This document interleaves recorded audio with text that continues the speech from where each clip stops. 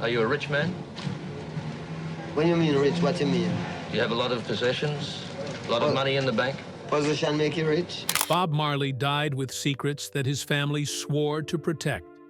For over 40 years, whispers followed his children about things that happened behind closed doors. Now, at 57, one of his sons has broken that silence. The revelation involves DNA tests, fake family members, and lies that went on for decades. The truth about who was really part of the family is more shocking than anyone imagined. This isn't just about music or fame. It's about deception that fooled the world. Bob Marley's story begins in the hills, and it moves the way a river moves, slow at first, then faster, then suddenly deep. He was born on February 6, 1945, in a tiny place called 9 Miles in St. Anne Parish. His mother, Cedella, was 18. His earliest days passed on his grandfather, Omariah Malcolm's farm, where the mornings smelled of earth and the evenings carried old fables and proverbs that elders passed from porch to porch. Those sayings mixed with chores and simple routines until they settled inside him. Later, when people heard his lyrics and felt something ancient in them, it came from here. 9 Miles raised him, and in 1981, when he died, 9 Miles received him again, as thousands lined the roads from Kingston to watch the procession return him home. But his childhood never stayed simple. His father, Norval Sinclair Marley, rarely showed up. He married Cedella in 1945, but he was gone more than he was present. When Bob was 5, Norval took him to Kingston and left him with a nephew. For 18 months, Bob lived with an elderly caretaker, missing school, missing his mother, missing everything familiar. Cedella found out and brought him back to 9 Miles. That early pull between village peace and city confusion left marks he carried for life. Themes of family, distance, and holding on appeared again and again because he felt them before he understood them. 9 Miles kept shaping him. Its elders used stories as lessons, and his grandfather worked as a healer, a bush doctor with herbs, roots, and quiet wisdom. People trusted him. Bob watched that trust and learned how words could guide people. Later, one of his first songs, Judge Not, came straight from those childhood lines. Even as a boy, he had a steady gaze and a strange gift for reading palms, and the village whispered that he had a spirit older than his age. Those moments stayed with him and grew into the calm strength he carried on stage. Then, the road pulled him toward Kingston. By his early teens, he reached Trenchtown, a place built over an old sewage trench. It was a maze of concrete blocks, narrow lanes, and heavy heat. At 12, he moved with his mother into a government yard at 19 2nd Street. One courtyard held everything. People cooked there, fought there, sang there. 2 outdoor toilets served dozens. Rooms designed for one family held 4 or more. Kids slept on verandas or thin mattresses on the floor. At night, the shouting and the heat made sleep feel like a dream you had to chase. Here he toughened. Here he earned the nickname Tough Gong because he did not back down in fights. This place taught him resilience, rhythm, and how to read danger. His father died around 1955. Bob was about 10. The small payments Norval had sent stopped at once, and Cedella tried to survive in Kingston by moving from one cheap room to another. Bob quit school at 14 to begin a welding apprenticeship because she hoped he could learn a trade. But one day, a tiny steel splinter flew into his eye. Twice, he went to the hospital. The pain was sharp enough to make him walk out of the shop and never return. That injury pushed him fully toward music. Even before that accident, he had been singing with Neville "Bunny" Livingston. In Kingston, they practiced in corners, on steps, in the shared courtyard, or anywhere they could find a little quiet. Radios blasted American R&B. Sound systems shook the yards with ska. Bob hunched over a battered guitar, repeating chords until neighbors complained, then started again once things calmed down. One cheap guitar from those years is now kept in the Trenchtown Culture Yard Museum, a reminder of how hard he worked before anyone cared who he was. His first music lessons came from church. He learned harmony in a small Christian choir, and that training helped him hold his part even when the notes got tight. Then he studied with Joe Higgs, who taught him and his friends Bunny and Peter Tosh how to breathe, blend, and stay steady like professionals. Those yard lessons shaped the Wailers long before the world ever knew their name. Trenchtown itself kept feeding his songs. It was dense and loud and full of struggle, but it carried community too. One yard had 16 cramped rooms around one courtyard with sewage channels and garbage right outside the walls. Years later, Bob turned those memories into music. Trenchtown rock came from there in 1971. So did the lines about watching neighbors, both good and bad, and promising not to abandon the children of the yard. He lifted the slum into something larger than suffering. He turned it into a story of survival. By 16, he was recording. In 1962, he cut Judge Not at Federal Studios for Leslie Kong's label. His voice sounded young, almost boyish. The single did not hit, even when Island Records tried releasing it in the UK in 1963. One cup of coffee came from the same session. It also sank quietly. But those failures opened doors. They put him in rooms with real studio players like Hedley Bennett. They gave him his first foothold in the business. Around the same time, his life changed in a sharper way. The welding accident and that small steel shard in his eye forced him away from the trade for good. With that came urgency. He practiced harder, wrote more, auditioned more.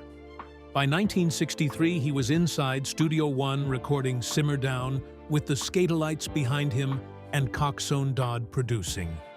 Street violence in Kingston was rising, and Simmer Down carried a direct message to the rude boys he grew up around. Cool the temper, hold the peace.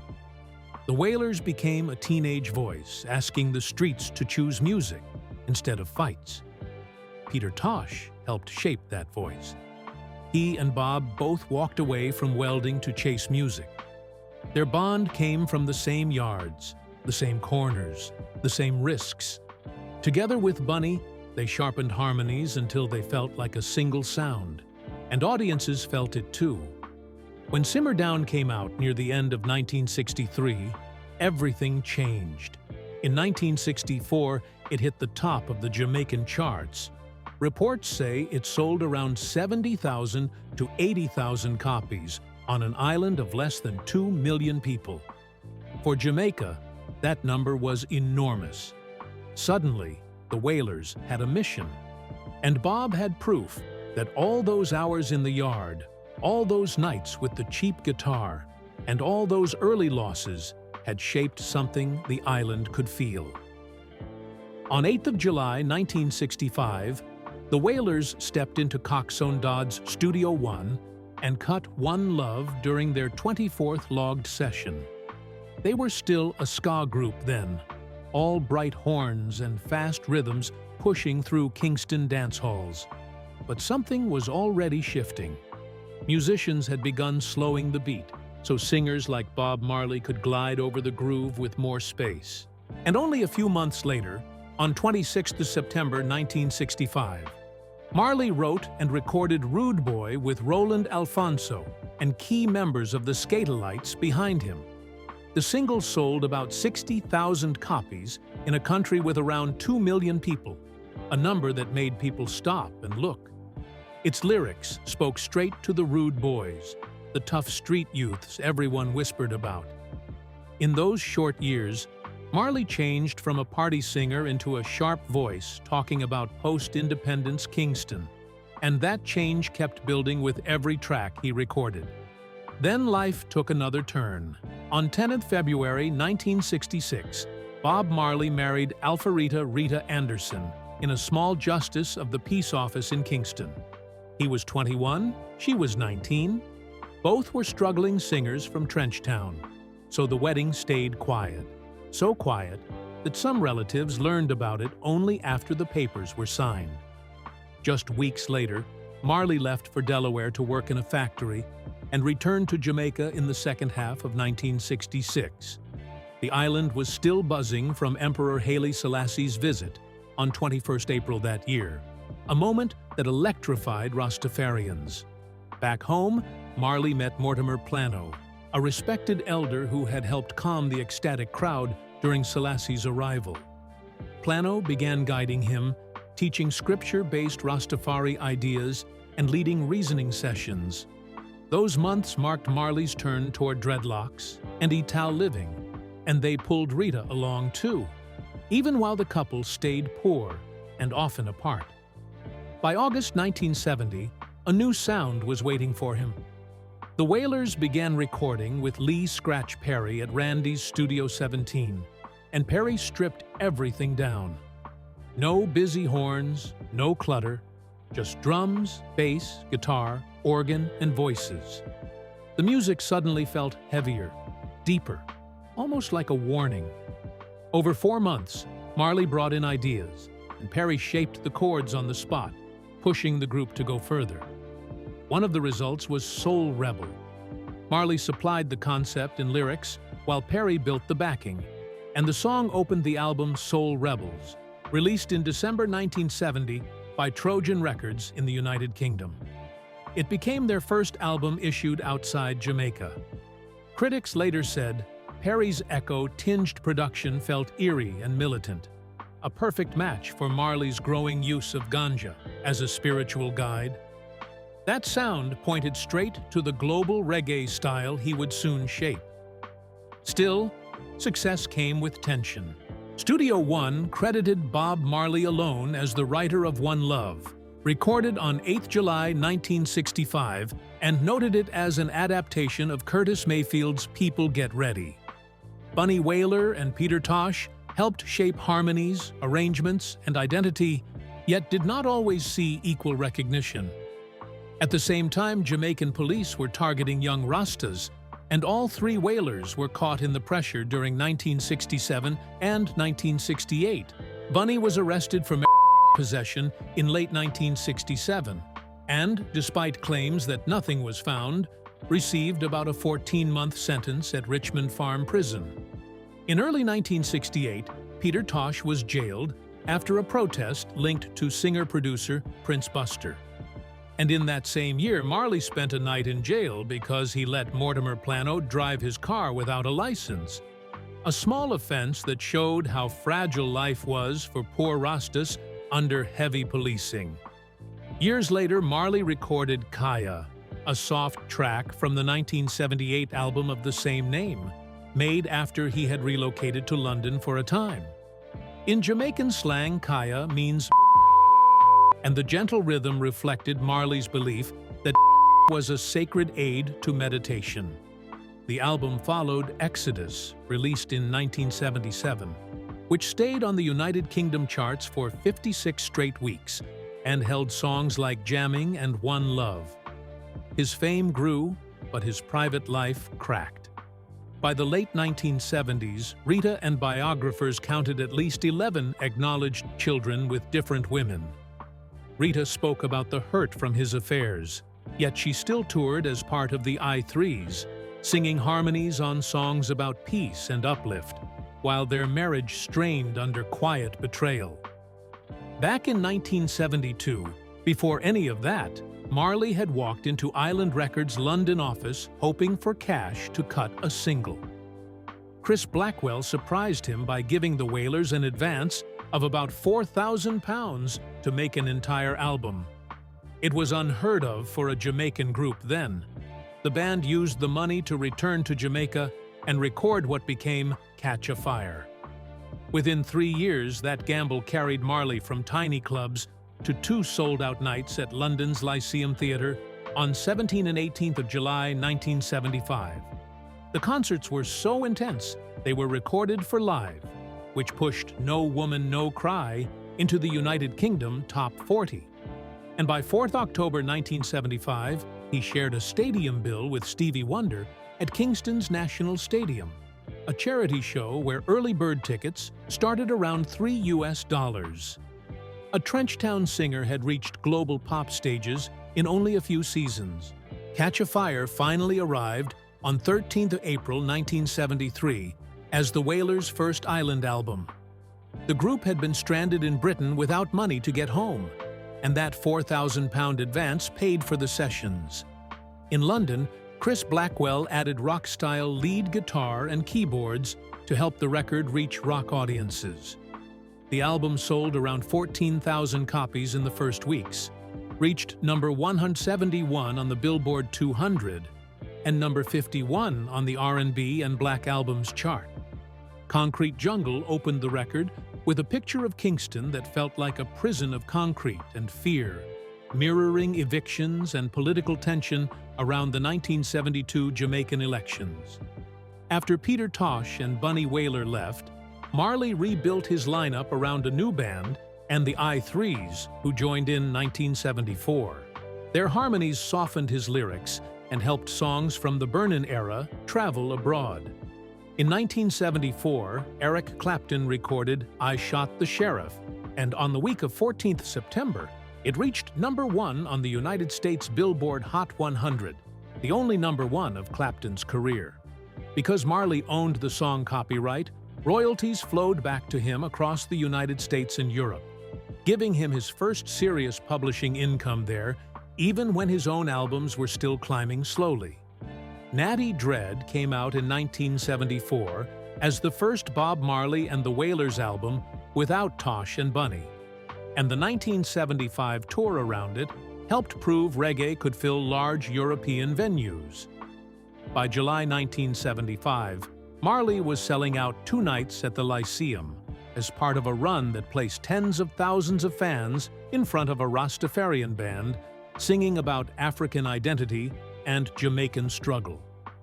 Meanwhile, Jamaica was grown tense and violent after Michael Manley's PNP took power in 1972 and clashed with Edward Sega's JLP. Gangs on both sides filled the streets, and even rumors of CIA destabilization spread. Politicians tried to pull Marley into their side because of his influence, but he kept insisting that Rasta no work for no CIA. On $10 May 1977, he played before about 12,000 people at the Pavillon de Paris. The next day, he injured his big toe playing soccer, and that injury revealed the melanoma that later killed him at 36.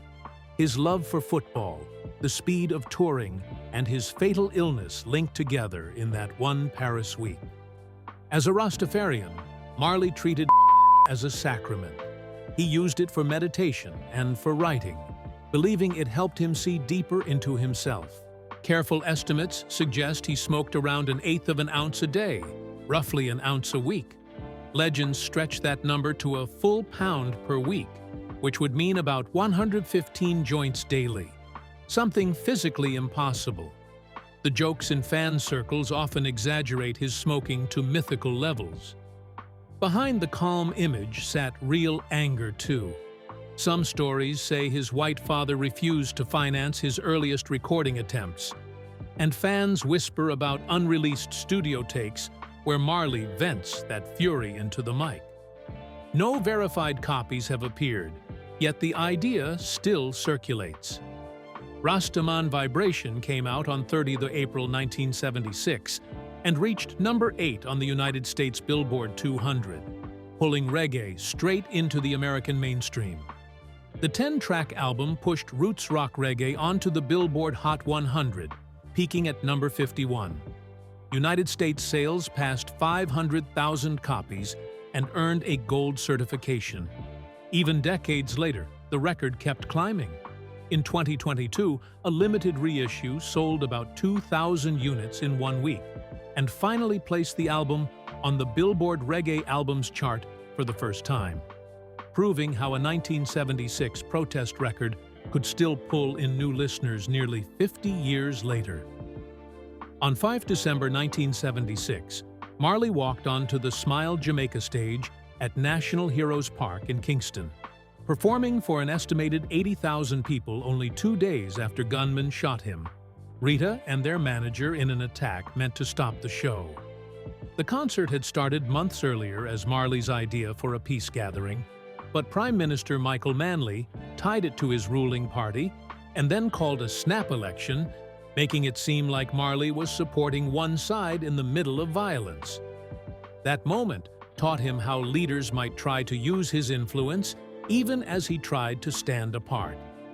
During the mid-1970s tours that followed Rastaman Vibration, Island Records promoted Marley like a rock headliner. They booked places like the Roxy in Los Angeles, a small club where Hollywood musicians squeezed into a few hundred seats to watch a Jamaican band turn the room into a revival. Legends later claimed Marley jammed there with Stevie Nicks and inspired Fleetwood Mac's Dreams, but Nicks said she wrote it alone in early 1976, long before any imagined collaboration. Western media framed him as an exotic rebel. Writers focused on his dreadlocks, his defiance, and his based faith, turning even negative coverage into free promotion for a very different kind of global star. One of his most powerful songs came from someone else's words. War, released in 1976 on Rastaman Vibration, pulled its lyric almost line for line from Emperor Haile Selassie's speech at the United Nations on 4th October 1963. A friend gave Marley a pamphlet containing the speech. He saw how clearly it named racism and colonial power, so he set the words over a marching groove. The album sleeve even printed a biblical blessing linked to the 12 tribes of Israel to underline Marley's Rastafari identity. By then, he was so influential that Time magazine said he rivaled the government. Jamaican authorities banned 4 tracks from the album because they feared the message, proof that songs tying present poverty to the long chain of slavery felt dangerous to those in power. On 3rd December 1976, the night felt calm in Kingston, but something sharp moved in the air. Bob was rehearsing at his home at 56 Hope Road when 2 small white cars rolled through the gate. The guards who usually stood there had vanished. 7 gunmen jumped out. They rushed inside with handguns and automatic weapons, and the house burst into sound and splinters. In that narrow kitchen and hallway, they fired so many rounds that bullet holes later covered doors, walls, even the drummer's stool. Bob took a shot in the chest near his sternum, but the bullet slid into his left arm instead of his heart. Another round went through his bicep and left fragments doctors decided not to remove. It all happened in less than a minute, and 5 people were wounded. Somehow, no one died. Outside, Rita had her own nightmare. She was sitting in her Volkswagen at the gate when a gunman in the passing car fired straight at her. The bullet scraped across her scalp and left her head soaked in blood. It missed her brain by the smallest margin. Doctors at University Hospital cleaned the wound and bandaged her, but X-rays showed the bullet was sitting close to the base of her skull. Surgeons chose not to dig for it. If they moved it, they could paralyze her. Yet 2 days later, on 5 December, Rita walked on stage at the Smile Jamaica concert with bloody bandages still wrapped around her head. Inside the house that night, confusion swallowed everything. Some musicians thought the first loud pops were firecrackers, until the kitchen door shattered into splinters. A band worker, Lewis Griffiths, was hit in the torso. People crawled behind chairs and amplifiers. Carlton Barrett's stool was torn apart seconds after he moved from it. A few of them ended up packed inside a bathroom, lying on top of each other while bullets cut through the walls. One witness heard the attackers shout that this was political business. not a robbery, not a random act. It felt like a tiny war inside one house. And yet, when it ended, silence arrived so fast that no one could understand how they were still alive. 2 days later, the Smile Jamaica concert still went ahead. Doctors told Bob not to perform. They warned him the bullet still lodged in his arm could shift toward his heart if he moved too hard. He ignored them. He walked on stage with bandages on his chest and arm while about 80,000 people waited to see if he would show his fear. He did the opposite. He sang for roughly 90 minutes. He let the band handle the guitar work while he gave his voice everything he had left. The next morning, he slipped out of Jamaica and began a long exile. Within days, he reached London. The city felt cold, but it also felt like a place where he could breathe. He stayed close to Island Records and worked in their Basing Street Fallout Shelter studio. He also sent tapes back and forth to Harry J's in Kingston, building a record that grew layer by layer. Horn players like David Madden, Vin Gordon, and Glenn DaCosta added warm lines into the cold London winter. On 3rd June 1977, that work became Exodus. It reached number 20 on the Billboard 200 and spent 56 straight weeks on the UK chart, climbing as high as number 8. Songs like Jamming and One Love grew across the world until Time magazine later called the album of the century. People who had never lived in Jamaica or walked through political fire suddenly felt something inside them shift because of that record. When the Exodus tour opened in Paris on 10th of May 1977, Bob was already dealing with the damaged toe that kept haunting him. The tour lasted only about 3.5 weeks. It covered 15 shows across Western Europe and ended in early June. But in that short window, he reached new places, including Belgium and Denmark, and cities across West Germany.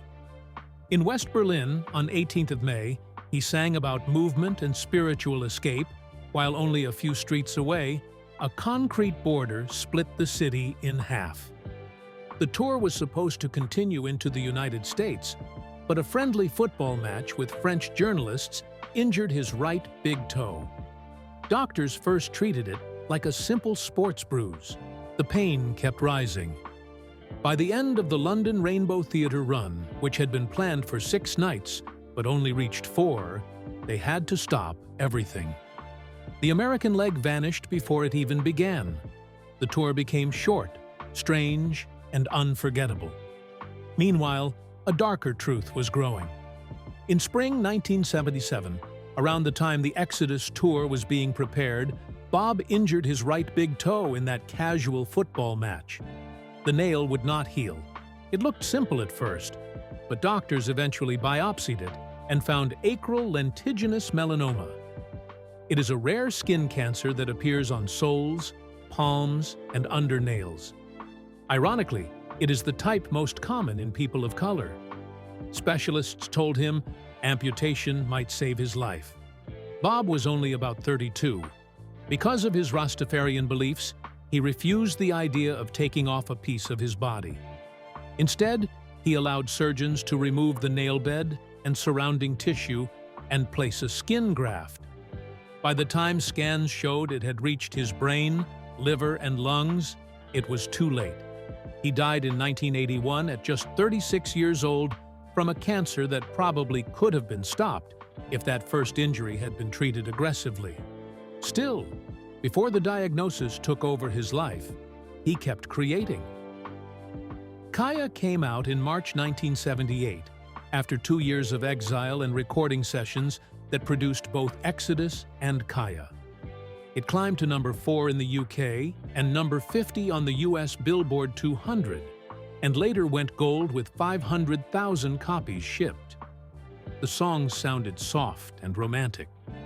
Yet behind the softness, his personal life grew tangled. Fame brought a stream of women to 56 Hope Road, while Rita stood on stage behind him singing harmonies. He sang about forever while living in ways that tore at that promise. By 1978, the family looked enormous. Bob married Rita in February 1966, and by the late 1970s, the Marley children were spread across Jamaica, England, and the United States. The official site lists 11 children: Sharon in 1964, Cadella in 1967, Ziggy in 1968, Stephen in 1972, Robbie in 1972, Rohan in 1972, Karen in 1973, Stephanie in 1974, Julian in 1975, Kaimani in 1976, and Damien on 21st July 1978. Those 11 came from 7 women. Only 3 were biologically from Rita, though she adopted Sharon and Stephanie as her own. Damien's mother, Cindy Breakspear, was Miss World 1976. Her long affair with Bob ran beside his marriage. At 56 Hope Road, the house kept filling with kids sent there for schooling and stability. Bob's career kept pulling him to Europe and America for weeks at a time, while new children kept arriving. Survival came next on 2nd October 1979. It was his most Pan-African record, packed with political messages in both sound and artwork. The cover carried 48 African flags plus one from Papua New Guinea. South Africa and Zimbabwe Rhodesia were grayed out. A slave ship diagram sat beside them. Nothing about it was subtle. It was a map of struggle in your hands. A few months earlier, on 24 July 1979, Bob had headlined the Amandla Festival at Harvard Stadium. He played for free, and the proceeds went toward liberation movements in southern Africa. The stadium felt electric as he sang Africa Unite and Zimbabwe to an audience that knew this was more than a concert. That sense of history followed him into 1980. When Zimbabwe became independent, leaders invited Bob to perform at the main ceremony at Rufaro Stadium on 18th of April. They could not afford to bring a full band, so Bob paid about $80,000 out of his own pocket to charter a plane for everyone. Around 35,000 people filled the stands, and thousands more waited outside. When the crowd outside pushed, police fired tear gas. It blew back into the stadium. Band members fled while Bob kept singing. The show stopped, then started again. Later, he performed a free concert for those who never made it through the gates. All of this happened while cancer was quietly moving through his body. Only 13 months later, on 11 May 1981, he was gone. Even years after his death, stories kept popping up, including the one about Fabian Marley.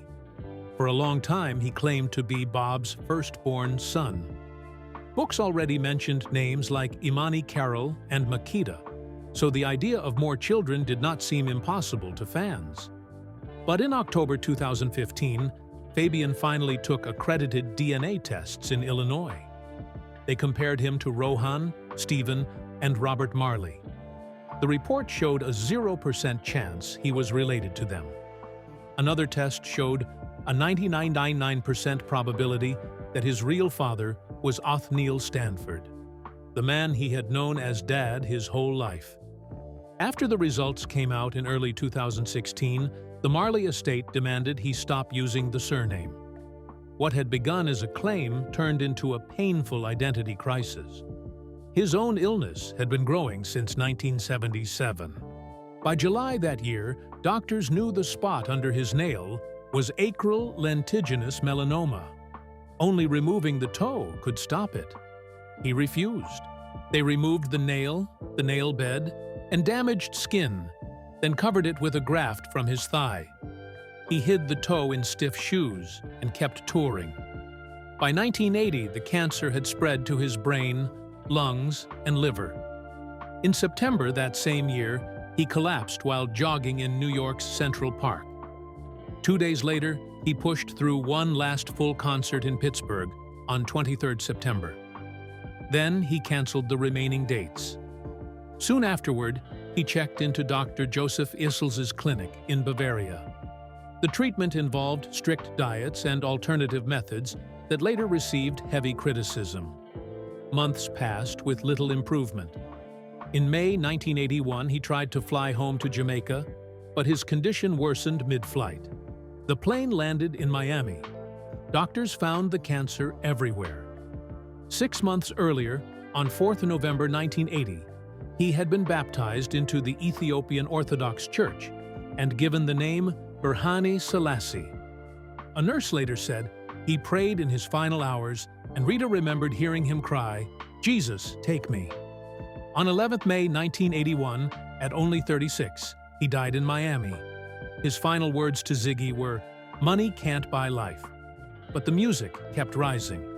His last studio album released in his lifetime was Uprising in 1980. Songs like Redemption Song and Could You Be Loved carried messages that live on today. Decades later, every track has passed 1 million streams. The compilation Legend, released in 1984, became the best-selling reggae album ever, moving over 10 million copies in the United States and still selling about 250,000 copies a year. By the mid-2010s, his estate was valued at around $130 million. Between late 2023 and late 2024, it earned about 30 to 34 million. In 2025, it brought in around 13 million. Even 4 decades after his death, Bob remains one of the highest-paid dead celebrities. And as for Fabian, the DNA results kept echoing. They were tested again in 2025 as the story resurfaced and media revisited the drama. The conclusion never changed. Science said he was not Bob's son. The Marley family treated the matter as settled. Fabian, now in his late 50s, faced the heavy truth that the name he built his life around was never his. And in that strange way, long after Bob's passing, his legacy reached into another man's life and forced him to start again from the beginning.